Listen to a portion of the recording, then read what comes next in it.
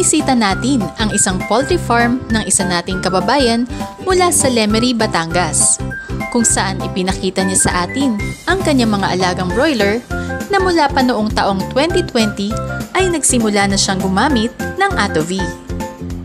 Ilan alaga niyo dyan, sir? 400 na rin, yung sa kabila 500. 400 po.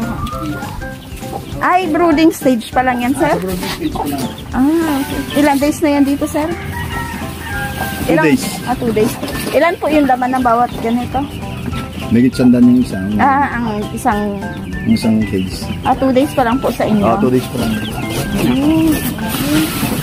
Yan ang ginagamitan ko ng inyong technology na. Itong mga broiler po. Bali, itong kulong ito, pa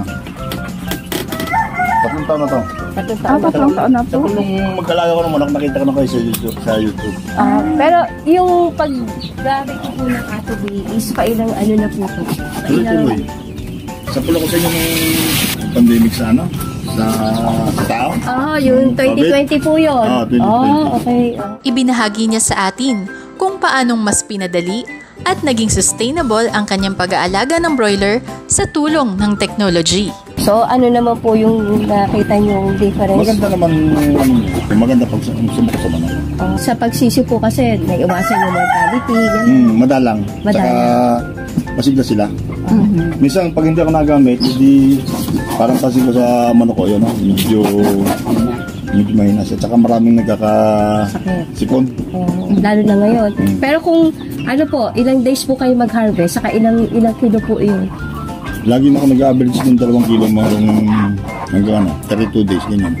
32 days, 2 kilo na po yun. Merong wala naman, pero mas malamang ang meron. Mas lamang ang may 2 kilo. Pinakambaba? Hanggang 1.5 yan, pag walang So, hindi na kayo naglalampas ng 38 days? Hindi 32 days harvest na? Harvest bang hanggang 35. Kailan naabot ng 37 o 38 pagka medyo tumalan ang bintahan. Pwede po natin silipin yung kabila. Mali po 28 days na to. At 29. Sa 29 days na. Dito po, wala na po tayo ng mortality. Madalang na. Ano na ko. Pakatuwa, ano na ko